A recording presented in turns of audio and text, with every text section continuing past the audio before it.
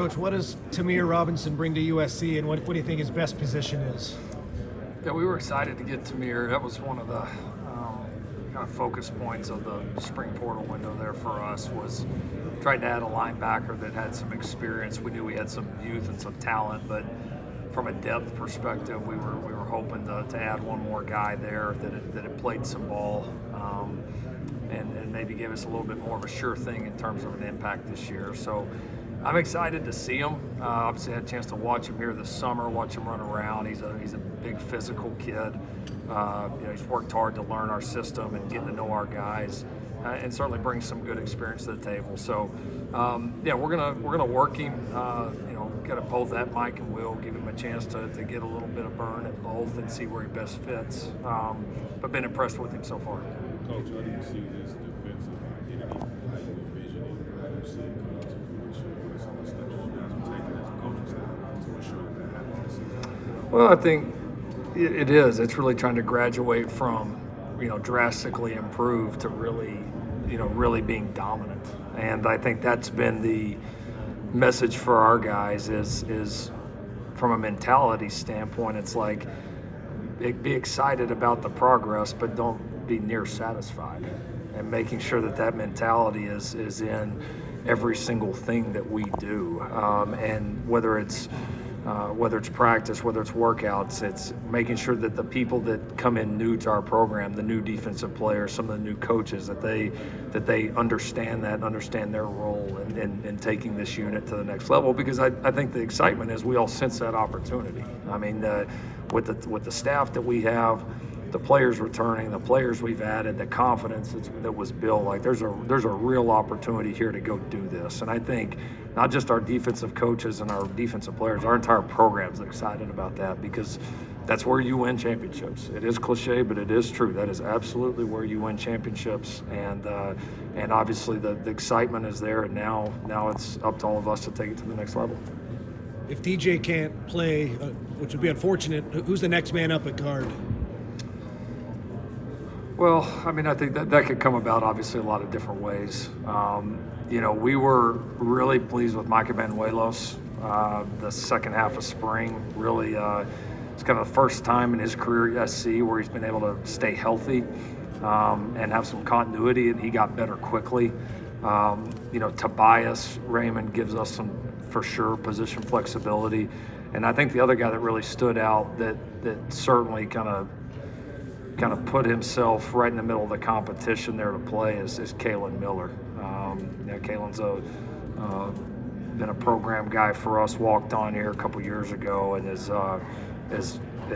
done some really, really good things. So he's certainly going to factor in somewhere in the interior three for us as well. So that's kind of the initial depth right now. We'll be excited to see guys like Makai Sena, Treater, some of those guys here in fall camp that were limited some in spring, to see if they're ready to contribute. Fair to say that position's where you maybe have the most question marks coming into camp on offense? It honestly might be tackle, just depth. Because a couple of our guys like Tobias, like Justin, that are definitely going to play for us.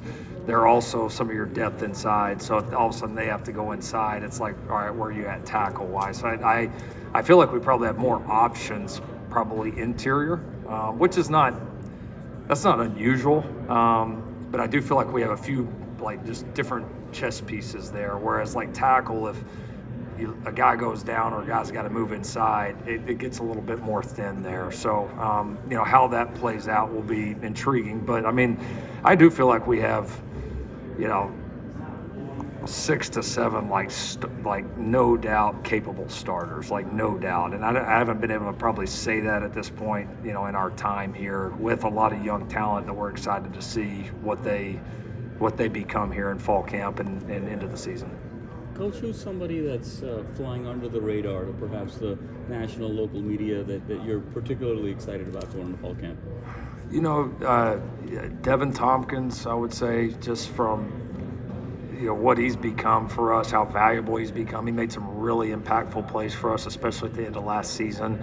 And he kind of feels like a guy that's just going to have a big year to me. Prophet Browns, probably those are probably two that really had great springs that I think are going to have a chance to be very impactful. Lincoln, what is Purdue getting out of Josh Henson, just in your experience working with him? It's a really good coach. He's a great human being, great person, really good coach. Not a surprise that somebody would hire him as a play calling OC. It doesn't surprise me at all. It's a really good hire. Knows offense. Yeah, obviously strength is in the line play, but has plenty of experience with the skill as well to be able to marry it all together. He'll be great for that staff. Be great for Barry. He did an awesome job for us. I'm happy for him, and it'll be kind of weird being on the opposite sideline week 3.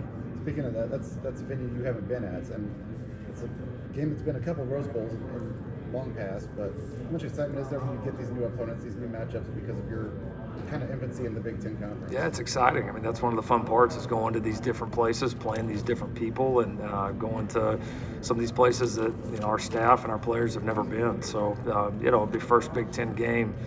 Be a lot of excitement around it. We're looking forward to the challenge. Coach, Jamal Jarrett's listed at 360 pounds on the updated roster. Was that the plan, to beef him up more? Yeah, he might be a cheeseburger or two ahead of that right now. He's a big dude, and like some guys you'd be concerned at that way, but honestly, Jaws, the way he's built, it's pretty unique. He's a massive human being, man, and he's done a good job. He's an eager kid. Has really worked hard. He's probably already one of the more beloved guys on the roster just because he's got a real energy for everybody in the program, and really seems like he really wants to be good, and so he's impressed a lot of people. And because he's just one of those guys you see that we had a lot of instances in spring, like when he really goes and he's really confident and turns it loose, like he's tough to block. He's going to be tough to block for a lot of people, just because his size, the power that he can generate is pretty unique. So he's definitely a part of that revamped interior that I know there's just watching our offense and defense compete in the spring, you felt the impact of our interior guys more than in years past. Bringing in True Carroll, what made him the right guy, and how did he sort of hit the ground running and connect with the guys? Yeah, he's been a guy that's just been on our radar screen. You always have kind of lists running of if you have to hire this position at any point for whatever reason, that these are some guys to keep an eye on. So I'd been aware of them. We talked to a lot of people just because we felt like we were going to be able to get somebody really good, and we had a lot of guys both in the NFL and college that wanted this job bad. You would actually be surprised by some of the names probably. But as we kept going through it and got deeper into interviews, he just was just something about him, his mentality, how he sees not only training but just kind of helping to build the most disciplined unit that he possibly can. That just kind of captivated us and felt like he was the right guy, and he just kind of kept separating himself, honestly. And then what was cool about True was, we had a initial phone call and then like 2 different virtual calls, and then he was good on the phone call. He was better on the next virtual call. He was better on the next virtual call, and then in person he was way better than that. And he's got a really unique, which I think is pretty hard to find. Like he's very demanding, very, very demanding. But he does it in a very tasteful way, a very genuine way about it. And it's a cool balance that he has that I think our guys, it did not take long for everybody in our locker room to respect him and what he's here to do. What told you that you needed to make a change in that department? It was a tough decision. It's always hard when, what you have, somebody there you care about, and 2, but we've had a lot of success together. A lot of success together. And so it was not an easy decision.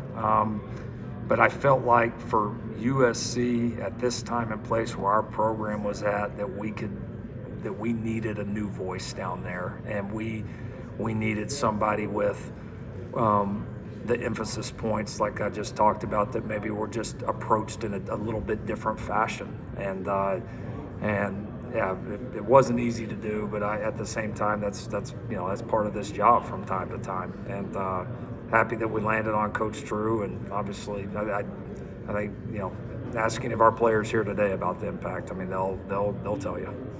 Speaking of new voices, you talked about Mike Leach, who had a big impact on your coaching career. And you're sitting around at home at night, maybe sitting next to Caitlin, watching the Varsity Blues, Longest Yard. What are some of the plays you say, oh, you know what, that looks kind of interesting, maybe we should do that? Does any of that ever come across in your mind? Or is everything strictly what you see on a real football field? Man, you just never knew what to expect. You know what I mean? And I think that's probably, I've said it before, I think probably the biggest thing he taught me was just don't put limits on what you can do. Don't be afraid to take a risk. Don't be afraid to do things different than maybe what everybody else thinks you can do. And don't take yourself or all of it too seriously. And that's kind of how he lived and went about it. And there's been good things both in life, running a program, or even down to just calling an offense. Been things that I've tried to remember and that have helped me throughout the years. Coach, a running back's question. Woody Marks was good last year. I thought the Texans got a steal. I do too. So one, you thought about how he can transition to the NFL, but two, Raymond Jordan, you've gone JC. Yeah. It's happened before. I mean, OJ came to SC from JC. So you can find guys in the JC route to talk about him as well. What he's going to do. Yeah, I'm excited for Woody. I mean, a 1,000-yard rusher, in this league is not easy to do. And so, Woody was incredibly productive, and that's really in only 11 games because he really missed the entire Notre Dame game. So he was a really good player. Everything we could ask for, tough. I know the Texans love him, and they should. So they've actually got two of my former guys, so I'll be rooting for that run game. Wayman was a little bit of a late find. We'd taken one portal back in Eli Sanders, who we love, and we were pretty content on being done, maybe getting one more young guy, and then Wayman came across our radar screen from a former contact in the business, and we watched him and we said, look, we may not necessarily need the number, but this guy's a good enough player. We're gonna. Sometimes you kind of bust through your criteria or your numbers when you feel like somebody is good enough, and we felt like he was. And so, just super impressed with him. He made an impact right away in spring. I think he's a very versatile back. He's got a lot of production behind him. I mean, he's the JUCO National Player of the Year, and I think the junior colleges have, in the world of transfers, are a little bit more under the radar than they used to be. Because everybody is like, well, I need some immediate help. I should get a transfer, and so. I mean, he had obviously some good opportunities. I'm a little surprised he wasn't more highly recruited, but I'm sure glad he's a USC Trojan. Coach, what did you learn about managing the travel this year in the Big Ten, the distance? It is what it is. I can I sit here and say like it was some massive factor on the season? I don't know that I believe that, honestly. Now, are there things that both on our weekly schedule and then when we travel that we're going to adjust and do differently? Yes, there is. They're not earth-shattering, but there are some things we feel like are going to give our team, a better chance to play better and recover better, and be ready to go on the road. So that's just part of the challenge in our league right now. We're going to like anything, we're going to look back at what we did and find a few ways to make it better.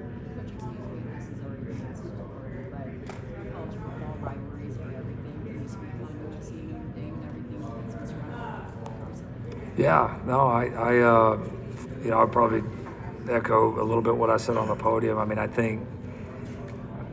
I'm a college football fan and purist and all that before I was a player, before I was a coach, any of that, and that hasn't changed. I mean, the rivalries are special. The two head coaching jobs I've had are right at the center of two of the absolute best rivalries in the sport, and that was the first thought when I got both of those jobs, of that I get to be a part of that. And that, so like my love for the rivalries, and whether it was OU Texas or now SC Notre Dame, will never change. The unfortunate part of right now is we're all put in a little bit of an impossible situation, or where you've got to make decisions on something that you care about, or something that's so important to the history and the fans and all that as a rivalry, and also doing competitively relative to the playoff and a chance to win a national championship, what's best for your own program. And it's not an easy situation to be in. And this one's certainly more complicated because one team's in a conference and one team is not in a conference. And it is what it is. I'm not throwing shade at anybody. It's just the truth. And it makes it,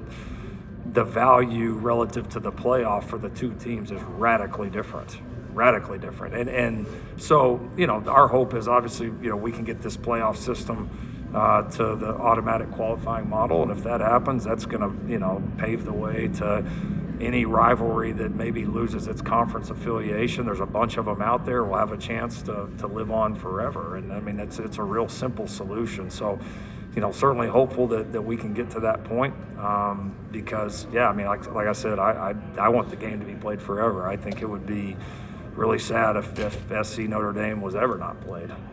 But, I'm not the head coach at Notre Dame, and I'm not some person in the middle of it. I work for my allegiances to SC, and that's not going to change. In that 4 automatic qualifier format, is anything lost when those games aren't really going to matter for the actual playoff because that'll just be based on conference schedule? Do you lose something by those games not having those same playoff stakes? I don't think so. In fact, I even think it incentivizes you even more to play them because, I mean, I just don't think any SC Notre Dame, any team or fan base or coaching staff is ever going to walk out of the field of that game and not want to do everything that they possibly can to win that thing. I almost think it incentivizes you more to play them and prepping your team and playing another really good program, playing in big time atmospheres, the exposure that it gets. I mean, everything. It's so meaningful to the former players and to the fans and everyone. So I think competitiveness is too high in this game for that to happen. With the Notre Dame, because the other thing I want to say on that too, because the game would still affect seeding, and that's really important, right? So there's still, you get value for winning the game. You win the game and go in the playoff. Well, that's another thing that's going to help you as your seed. So it's great. It just doesn't put you at a competitive disadvantage on access to the playoff. And I think that's the key right now. Do you think if the college football playoff committee actually said we don't want to focus on certain schedule and not just use the words? It'll never happen. I made one of the shows today, one of the 74 I've done. They, I gave this analogy. It's like, all right, if last year after the first game, all right, take our LSU game last year, and you're evaluating LSU and they lose or to a ranked opponent, to really heck of a football game, lose right at the end. All right. So they're 0-1, and somebody else played an FCS team and they won by 31 points. All right, everybody wants to say, well, it may be more impressive to, play a really good game and it come down right there to the end, and it probably is. But at the end of the day, ain't nobody gonna pick a loss over a win. It's it's not gonna happen.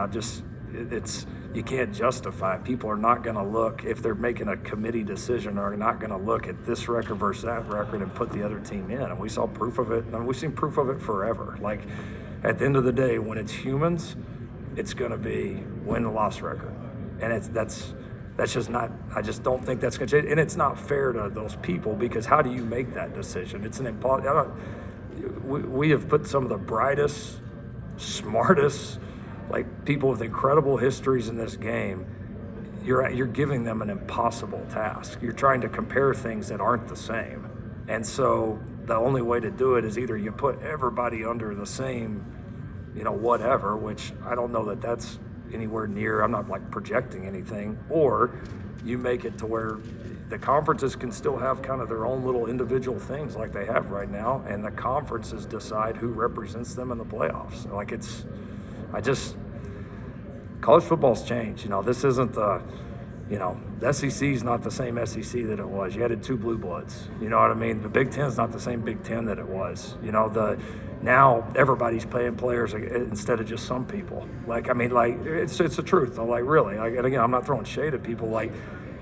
Evaluating what, going back to these models and this would have happened 15 years ago, that don't matter because this ain't the same. This is different. And I just think if we want to preserve these things and we want to take the human element out of the decision making on who gets in or not, that's where this comes from. And it makes a lot of sense. I really hope we get there. On that topic of that topic of change in college football, is it considerably more difficult to win today than it was just going back to 2017 when you became a head coach?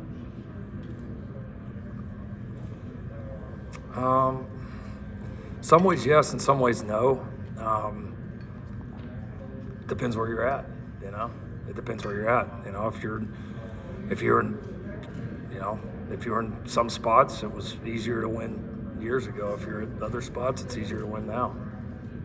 Lincoln, if the playoff expands and they don't do the automatic qualifiers that you favor, what do you envision a USC schedule in the non-conference being like? I mean, hard to say. I mean, it definitely it puts a different type. I will say it'll put a different type of. I don't know if pressure is the right word, but it'll put all the Big Ten teams in a really unique scenario. Because if we stay at, it's just us playing 9 in terms of the Big Two conferences, you know, and it's just us playing 9. Our outlook and what we'll need is probably going to be quite a bit different than the others, and that's you know, that's a little bit the unfortunate part and what we're trying to avoid. So if it happens, we'll deal with it. But I just I got a hard time believing we're going to get to that. I really do. Is the only way to save the game then? The tradition of the game is to stand on this schedule? It would help. I mean, it would. It's because none of us got in this to try to like disrupt traditions or like eliminate rivalry games. Like that's the anti of what we got into this for. So like nobody wants that, but we also want to do our job for the places that hired us too. So yeah, I mean it would be a huge step, and I hope we all, you know, maybe it's as some of these things in college football have been withering away a little bit, right? Some of these traditions, maybe it's an effort and a calling for all of us in it to like, all right, let's do something that's really good for the game. Like, let's do it. Coach, offensive philosophy question. When you were at Oklahoma, you played Army. Yeah. Yeah. And That was a crazy game. Yeah, but they keep doing what they're doing. Air Force got going again late last year. This goes back to Coach Hatfield in the 80s. Navy last year, nobody could stop it. Yep. And they beat Oklahoma in the bowl game. Yep. Are you surprised that more programs, I guess Rising's trying something like that this year, but don't try to do what they did because it's so awkward? No, it is. It is. Oh, it's such a pain. Our middle linebacker that game, Kenneth Murray, had 23 tackles. I think that game, you better correct me if I'm wrong, they ran like 90-something plays. We ran like 40 in an overtime game. And I don't think they had a play longer than like 8 yards. But we couldn't get off the field on third down. It was a crazy game. We were lucky to win. It's still really effective. Like, it'll be effective for as long as they have organized football. The deal with like some of the bigger schools will be, can you recruit to it? And because that's not an offensive style you see in the NFL, right? Are you going to get a player that has NFL aspirations that's going to go do that? And that's going to always be the tipping point, because like as a scheme, it's genius. I mean, it'll always work forever. It's awesome. When you think about recruiting, you go back 5-10 years and you think about the time between when a kid gives his verbal commitment and then when he's actually able to sign. How different is the process of trying to keep a class together now versus maybe what it was 10 or 12 years ago? It's evolved. It was easier, then a little harder, then a whole lot harder, and honestly now maybe easier. Yeah, and I think as we get into the world now of contracts and all these different things, it's maybe starting to get easier in that I think there's going to be a little bit more uniformity. I think there's going to be a little bit more like just kind of true typical agreements like you see in any other business enterprise in the world, which I think it's starting to get a little bit easier, and I think it's going to get easier as it goes on. What was it like? Difficulty? Oh, just not fun, honestly. I mean, it's kind of not believing anything you hear, and you know, you're just, you know, kind of stressed all the time of this is happening or that's happening, and almost having to like babysit kids on the way home. The worst was probably right before it went to the early signing period, because then not only you didn't have to just get to December, it was all the way through early February. I mean, it was so. yeah, some of these changes have lessened that a little bit. Hey, was there anything notable for you last year in being on the same field and coaching on the opposite sideline with Dana Holgerson? And what do you think about now having his offense on your schedule with him having a full year? Yeah, we've actually, it's kind of crazy. We coached a lot against each other at, West Virginia and then Houston. Like we've always found, we were joking at pregame before the game this year because I was like, what are you doing? Like 2 weeks ago you were, I don't know if you were even there, and now you're here calling plays. We were laughing about it. We always find a way to end up coaching our teams going against each other. No, I mean, you could see his impact immediately, which was fairly remarkable considering he'd been there like 2 weeks. He's a phenomenal offensive coach. Like, that's a home run hire for Matt, and Matt knows it. And I learned a lot from him. He's going to adapt. He's a tremendous coach. So, no, that's a really big win for Nebraska. Coach, speaking of schedule, last year obviously the opener was so marquee here against LSU. This year, opening with 2 non-Power 4 teams, a little bit of more of a ramp up into the schedule. Is that shaping your thinking a little bit in terms of player development and how you're sort of thinking about guys growing in their spots, or? Yeah, I mean, I think in some ways. I mean, the schedule is a little bit different with kind of how it builds up a little bit this year, and so. I don't know that we sit there and do a whole lot different. I just think the season's going to have a different flow to it. And so excited to open the season here at home. I think that's always a great thing for us. And, we got plenty of big games throughout this schedule. So hopefully it gives us a chance to see where we're at there early and make some adjustments and get ready for the Big Ten slate. Going back to that Notre Dame rivalry for a second, are you at all surprised that there's pushback to not agreeing to a long-term deal when that could potentially put you guys at a massive disadvantage with so many changes and other teams not scheduling a game like that years down the road?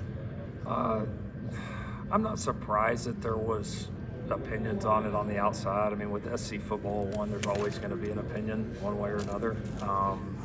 And like, I get it. Like, nobody wants to see it go away. Like, me included. Like, I get it. I think most of the people that have opinions aren't in our shoes, though.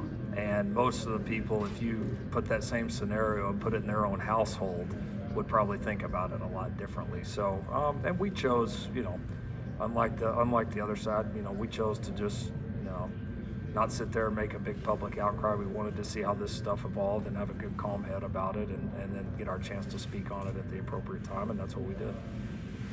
With the new CSC, any USC player deals either been denied or that it took too long for them to clear something, so a player missed out on a deal because it took too long to get cleared? Yeah, I haven't.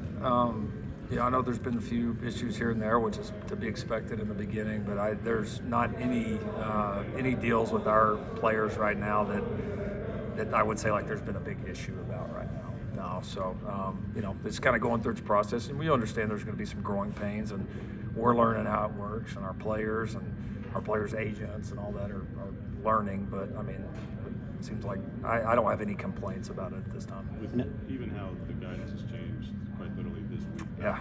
Yeah. How is it on the coach's side of things to go about trying to manage it so far as one can that, and even knowing what would get a deal denied or have them delay so long that it could basically, the opportunity could expire on the player. Right. Now the player's missing out on money and tell you what happened. I just say, Chad, you handle it. I'm gonna go coach. I think it's frustrating. We try to talk to our guys about understand that there is gonna be some adjustments within this. There's gonna be some frustrating pieces. Like, it's too big and it's too new and it's happening too fast. Like, just we got to understand that a little bit.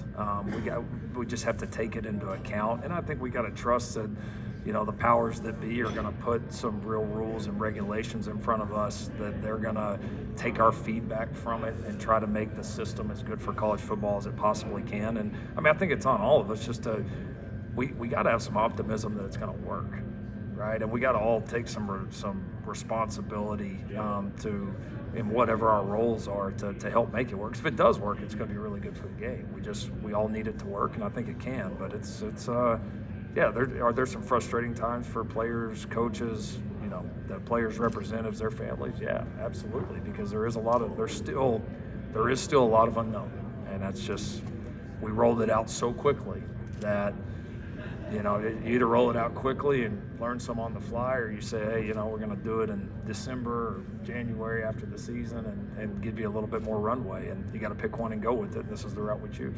What does that system working look like to you? Does that mean no one's stepping outside of the cap, or is that just something you expect is always going to happen no matter what rules are put into place? Well, I mean, it's just going to depend on what the regulations are, what the, what type of rules, how they're enforced, how enforcement works. I mean, that's going to be the whole thing. And a lot of it's going to be, what limitations they're actually able to enforce, and because, this day and age, everybody's getting sued as soon as they try to put up a roadblock. And so, how all that evolves, I think, will determine how successful this is. But I think it makes sense in principle.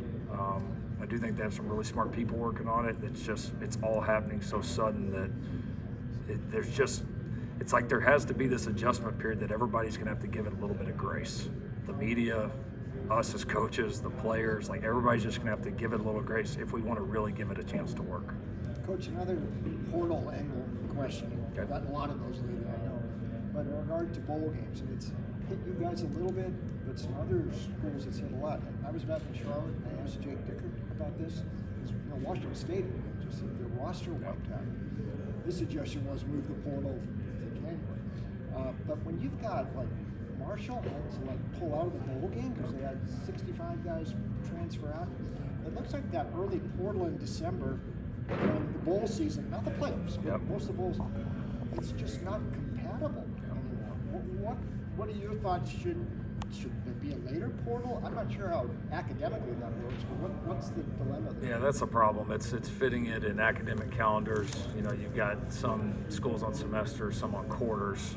It's when can I get in a portal and actually go through some type of recruiting process, figure out when I want to go, and then get in school so I can train and go through spring ball and all that. And so that's why even the discussions of possibly, eliminating or moving spring ball and going to a more OTA style practice, it has come about, is to almost help create a portal window and not disadvantage that if you do make the portal window much later than it's currently been. But no, with the bowl things, it's a problem. I mean, it just is. I mean, we've all dealt with it in some form or fashion, some enough where games have gotten canceled, enough or down to times we've had, we've certainly been a part of this where, you're not exactly sure one week to the next who actually is going to be playing for you in the game. And so, it's now you hate it. Now, listen, there's still been some great bowl games. I mean, there really has. But no, I think figuring how all that fits, the bowls, the playoff, the portal, and then these school windows is the big challenge right now. You've had a lot of recruiting wins this year, head-to-head with Oregon. So what would you attribute the success you guys have had this year against them compared to some past years? What would you attribute that to? I don't know that I would speak to just one school. I mean, I just think, one, I think our front office, our new front office has come in and done a really nice job. I think we have a staff of guys that are really good from a development standpoint, and guys that I think have a pretty good track record at a lot of these different positions and sides of the ball. I think our new facility, not just being a poster on a wall anymore, but actually being real that they can see is a big deal. Not just the facility itself, but just the message that it sends. Our NIL has certainly gone from not being in a very good place when we got here to a much more competitive place, which is obviously a factor for everybody in today's recruiting landscape. And I think too, I've shared with somebody, if you were if you're a young kid, especially in the Southern California region, and you grew up, you're gonna, what you grew up watching is gonna stick in your head. And I think, kids here over the last few years, and I'm not saying it's been perfect, but they've seen some success. They've seen some wins, excitement, Heisman Trophy. They've seen some some real signs of life out of this thing, and had some real excitement about it. And so I do feel that especially a lot of our local guys sense that and want to come be a part of pushing it over the top. And that's been a real strong sentiment within the city and the guys within the kind of the LA landscape. And the last thing I would say is I think this, I've said this before to our local guys, like this place has advantages that are so unique in our game, like so many. But I also think it had so many holes that those were weighing down and almost offsetting any advantage that SC has had and will forever had. Well, as we of a university and athletic department and program have fixed some of these areas, you're starting to feel the advantages again. Like you really are. Like they're starting to become more of a factor again, and that's it's exciting because I think it's just the tip of the iceberg. Not blaming anybody or pointing fingers at you, asking Jamie, why didn't it work out with Barrel?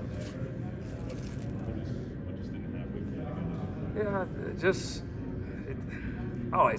I love the kid, man. I've known the kids for a long time. I'm rooting for him, man. I root for him in every game but one. I really do. I want to see him have success.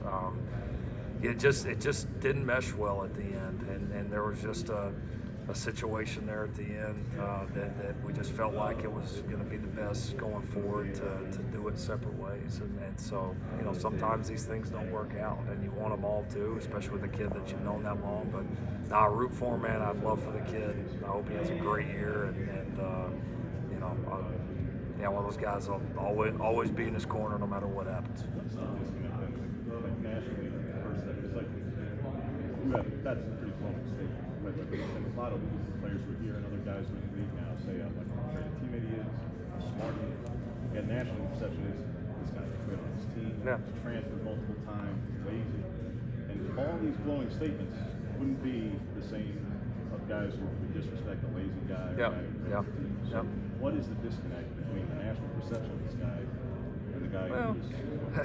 It's like anything. If you just look at something on the surface, a lot of times you don't always get the whole story.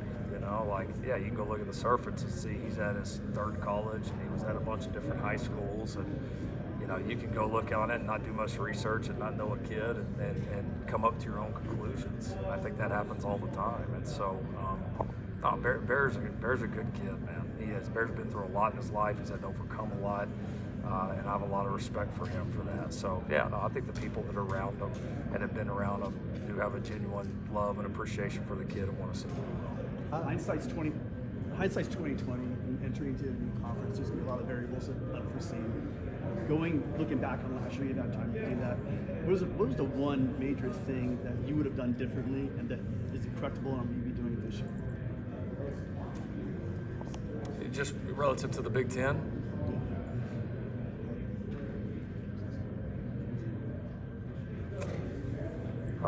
There's a few things in our weekly schedule, how we prepare, not as much the travel, but just kind of getting them ready and accounting for that. There's just I don't want to get into specifics, but there's just a few things in how we operate on a day-to-day basis that we are going to do that we feel like are going to give us some advantages that we didn't have last year. And I know that's kind of vague, but it's just not something I really want to get all the way into. But I think you're adjusting to playing different style of games, different style of teams, the travel, kind of all of that. You gotta, you have to account for all that. And I think going through that gave us a little bit clearer perspective of what we need to be successful in it. So I'm excited for this year because of that. How much have you seen the role of House of Victory change, or just their job in general change, and to get that guidance about collectives a week before whatever you can start planning for the next year? Was there stress kind of leading into this last couple of weeks, or not? How much of a relief was that to get that? Yeah, it was great. I mean, I just can't say enough about the job they've done. I mean, it's like so many of these other collectives started like so much earlier and has so much bigger of a runway, and for them to have to kind of restart in the middle of this thing, and the job that so many of those people have done, because at first it was like just trying to get created and then trying to like catch up to be somewhere in the stratosphere, and they've gone above and beyond. And so You know, those people there, our people, our supporters that have become a part of that, man, have made such an impact on it. So no, it was a big relief. Because they've been so impactful for us, and it's fun just because we watched it build from the ground up, you know, and it was built by Trojans, you know, it was built by people that care about this program and that dedicated their own time and their own resources and their business knowledge and all that to help make this great because it's important to them. And I think the fact that it's like built by Trojans, kind of for Trojans, is like kind of what's poetic about it, and I think makes it even sweeter to see the success that organization's had. I apologize if you've already been asked about it. Just was curious on Longstreet. What kind of plan do you envision for him this year, and what are his strengths? I'm excited about him. He's a really, really talented young man. You know, a very athletic guy that can really throw the ball as well. You know, he benefited a lot from being with us in the spring practice period. I'll be very eager to see the jump that he makes after kind of that initial spring run. Yeah, and I mean, the role that he has will be determined, you know, by him and his progress. So, I mean, he certainly has the ability to be able to help this football team and our teams in the future, no question about it. And in terms of a skill set, I mean, there's not a whole lot more that you'd want to have this guy doesn't, you know, possess or at least have the ability to do. So it's been fun working with him. He's an eager guy. Yeah, not hard to envision a pretty bright future for him, and we'll see what you know becomes of that this year. How much has your thinking had to change when it comes to quarterbacks? Really, any other position, I guess, but quarterbacks especially, when I'll bring in a 5-star guy who a lot of them are expecting to play right away, Yep. and people are offering them money to come somewhere else to play right away. How do you manage that? You know, letting them grow while also, you know, giving them time to get experience. It's a delicate balance. It is, and I think the big thing is we've tried to be very like overly transparent in the recruiting process about like what their situation is going to be when they get here, and if there's going to be a problem or if there's not like a clear path for a guy to the field in year one and he's going to bolt after that, I would rather know it even before. It's like you almost want to not scare them off, but you almost want to try to scare them off to see if it works. Because if it works, they probably were going to go on their own anyway, unless something just went perfect for them, and that don't happen for many people. So, yeah, we tried to be transparent about our situation, what they can expect, the amount of reps they're going to get, the opportunity's going to look like, what it's going to take for them to win a job or to get on the field.